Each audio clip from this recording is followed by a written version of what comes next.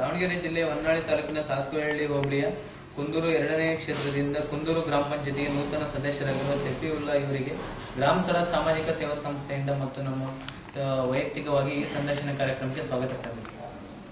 Sir, ಗ್ರಾಮ ಪಂಚಾಯತ್ ಸದಸ್ಯರಾಗಿದ್ದ ಹಿಂದೆ ನಿಮ್ಮ ಕ್ಷೇತ್ರದ ಏನೇನು ಚಟುವಟಿಕೆಗಳನ್ನು ಮಾಡ್ತಿದ್ವಿ? ಕೃಷಿ ಕೆಲಸ ಮಾಡ್ತೀವಿ, ಕೂಲಿ ಕೆಲಸ ಮಾಡ್ತೀವಿ. ಒಟ್ಟು ಕೃಷಿ ಕೆಲಸದಲ್ಲಿ ತೊಡಗಿದ್ರು ಅಂತ ಹೇಳ್ತಿದೆ ಸರ್. ಗ್ರಾಮ ಪಂಚಾಯತಿ ಸದಸ್ಯರಾಗಿದ್ದ ಹಿಂದೆ ಊರಿನ ಜನರು ನಿಮ್ಮ ಮೇಲೆ ಯಾವ ರೀತಿ ಅಭಿಪ್ರಾಯ ಇಟ್ಟಿದ್ರು? ಜನ ಬಹಳ ಒಳ್ಳೆ ಸ್ಥಾನ ಇಟ್ಟಿದ್ರು, ಒಳ್ಳೆ ಅಭಿಮಾನ ಇಟ್ಟಿದ್ರು. ಒಳ್ಳೆ ಅಭಿಮಾನ ಇರೋದ್ರಿಂದ ನಮ್ಮನ್ನ ಗೆಲ್ಲಿಸಿದ್ದಾರೆ. ತುಂಬಾ ಥ್ಯಾಂಕ್ಸ್ ಸರ್. ಗ್ರಾಮ ಪಂಚಾಯತಿನೇ ರಾಜಕೀಯ ರಂಗವಾಗಿ ಮೊದಲನೇ ರಾಜಕೀಯ ರಂಗವಾಗಿ ಯಾಕೆ ಆಯ್ಕೆ ಮಾಡಿದ್ರು? ಊರಲ್ಲಿ ಒಳ್ಳೆ ಕೆಲಸ ಮಾಡಬೇಕು, ಊರು ಅಭಿವೃದ್ಧಿ ಮಾಡಬೇಕು, ಒಂದು ಒಳ್ಳೆ ಕೆಲಸ ಮಾಡಿ ಜನ ಊರು ಒಳ್ಳೆ ಇಂಪ್ರೂವ್ಮೆಂಟ್ ಮಾಡಬೇಕು ಅನ್ನೋ ಉದ್ದೇಶದಿಂದ ಆಯ್ಕೆ ಆಗಿದೆ. ರಾಜಕೀಯ ರಂಗವಾಗಿ ಗ್ರಾಮ ಪಂಚಾಯತ್ ಸರ್, ಗ್ರಾಮ ಪಂಚಾಯತಿ ಸದಸ್ಯರಾಗಿ 1 ವರ್ಷ ಆಯ್ತಲ್ಲ ಸರ್. 1 ವರ್ಷದಲ್ಲಿ ನಿಮ್ಮ ಕ್ಷೇತ್ರದಲ್ಲಿ ಏನೇನು ಚಟುವಟಿಕೆಗಳನ್ನು ಮಾಡಿದ್ದೀರಾ? ನಾವು ಬಾಕ್ಷಿ ರೆಡಿ ಮಾಡಿದ್ದೀವಿ, ನೀರಿಂದ ಅನುಕೂಲ ಮಾಡಿದ್ದೀವಿ, ಆಮೇಲೆ ಸ್ವಲ್ಪ ಅಲ್ಲಿ ಸ್ವಲ್ಪ ನದಿಗಳು ಕೆಲಸ ಮಾಡಿ ಎಲ್ಲ ಅನುಕೂಲ ಮಾಡಿದ್ದೀವಿ.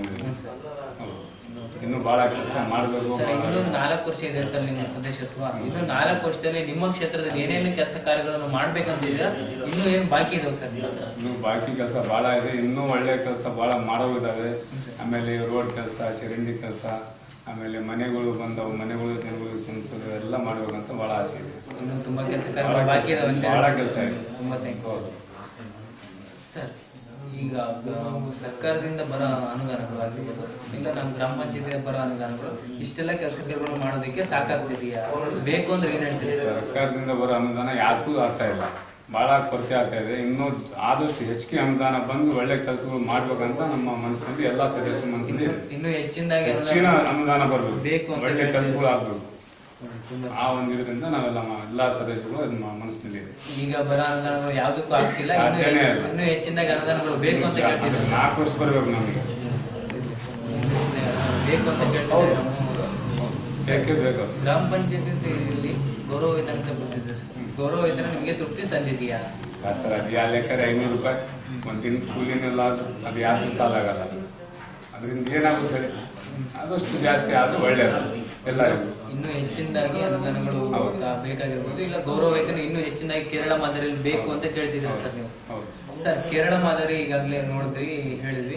ಕೇರಳ ಮಾದರಿ ನಮ್ಮ ಗ್ರಾಮ ಪಂಚಾಯತಿಗೆ ಬಂದಾಗ ನಾವು ಯಾವ ರೀತಿ ಆಡಳಿತ ನಡೆಸಬಹುದು, ನಮ್ಮ ಕ್ಷೇತ್ರವನ್ನು ಯಾವ ರೀತಿ ಅಭಿವೃದ್ಧಿಗೊಳಿಸಬಹುದು ಸರ್? ನಾವು ಕೇರಳ ಮಾದರಿಗಿಂತ ನಮ್ಮ ಕರ್ನಾಟಕ ಮಾದರಿ ಮಾಡ್ಬೇಕಂತ ಬಹಳ ಆಸೆ ಇದೆ. ಇನ್ನು ಬಹಳ ಇಂಪ್ರೂವ್ಮೆಂಟ್ ಆಗುವ, ಅದಕ್ಕಿಂತ ಜಾಸ್ತಿ ಆಗಬೇಕು. ನಮ್ಮ ಕರ್ನಾಟಕ ಮಾದರಿ ಇನ್ನೂ ಹೆಚ್ಚಿನದು ಆಗುದಿಲ್ಲ, ಒಳ್ಳೆ. ನಮ್ಮ ಕೇರಳ ಮಾದರಿ ನಮ್ಮ ಗ್ರಾಮ ಪಂಚಾಯತಿ ಬಂದಾಗ ನಮ್ಮ ಕರ್ನಾಟಕನ ಒಂದು ಮಾದರಿ ರಾಜ್ಯ ಮಾಡಬಹುದು, ನಮ್ಮ ಗ್ರಾಮ ಪಂಚಾಯತಿನ ಒಳ್ಳೆ ರೀತಿ ಅಭಿವೃದ್ಧಿಗೊಳಿಸಬಹುದು ಅಂತ ಹೇಳ್ತೀವಿ. ತುಂಬಾ ಥ್ಯಾಂಕ್ಸ್ ಸರ್. ಸರ್, ಗ್ರಾಮ ಸ್ವರಾಜ್ ಸಾಮಾಜಿಕ ಸೇವಾ ಸಂಸ್ಥೆ ಸರ್, ಈ ಸಂಸ್ಥೆ ತಾಲೂಕು ಮಟ್ಟದ ಸಮಸ್ಯೆಗಳು, ಜಿಲ್ಲಾ ಮಟ್ಟದ ಸಮಸ್ಯೆಗಳು, ರಾಜ್ಯ ಮಟ್ಟದ ಸಮಸ್ಯೆಗಳು ಆಯೋಜನೆ ಮಾಡಿ ಎಲ್ಲಾ ಸದಸ್ಯರನ್ನು ಒಟ್ಟುಗೂಡಿಸಿ ಸಂಘಟನಾ ಕಾರ್ಯಕ್ರಮಗಳು ಮಾಡ್ತಿದೆ ಸರ್. ಈ ಸಂಘಟನಾ ಕಾರ್ಯಕ್ರಮಗಳಿಗೆ ನೀವು ನಮ್ಮ ಜೊತೆ ಯಾವ ರೀತಿ ಸ್ಪಂದಿಸ್ತೀರಾ?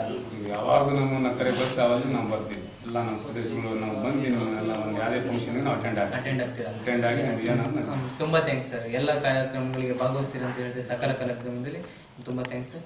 ಸರ್, ಗ್ರಾಮ ಸ್ವರಾಜ್ ಸಾಮಾಜಿಕ ಸೇವಾ ಸಂಸ್ಥೆನ ಸರ್, ಒಬ್ಬ ಸದಸ್ಯನ ಆಗುವಗಳು, ಅವನ ಕುಂದುಕೊರತೆಗಳು 10 ನಿಮಿಷಗಳ ಸಂದರ್ಶನ ಮಾಡಿ ಅಂತರ್ಜಾಲದ ಮುಖಾಂತರ ದೇಶಾದ್ಯಂತ ಪರಿಚಯ ಮಾಡ್ತಿದೆ ಸರ್. ಈ ಸಂಸ್ಥೆ ಬಗ್ಗೆ ನೀವೇನ್ ಹೇಳ್ತೀವಿ? ಒಳ್ಳೆದಾಗ್ಲಿ ಅಂತ ಇದು ಮಾಡ್ತೀವಿ. ಇಲ್ಲಿವರೆಗೆ ತಮ್ಮ ಅತ್ಯಮೂಲ್ಯ ಸಮಯ ನಮ್ಮೊಂದಿಗೆ ಕಳೆದಕ್ಕೆ ಗ್ರಾಮ ಸ್ವರಾಜ್ ಸಾಮಾಜಿಕ ಸೇವಾ ಸಂಸ್ಥೆಯಿಂದ ಮತ್ತು ನಮ್ಮ ವೈಯಕ್ತಿಕವಾಗಿ ಈ ಅಭಿನಂದನೆಗಳನ್ನು ಹೇಳುತ್ತಾ ಅಭಿನಂದನಾ ಪತ್ರವನ್ನು ಸ್ವೀಕರಿಸಬೇಕು.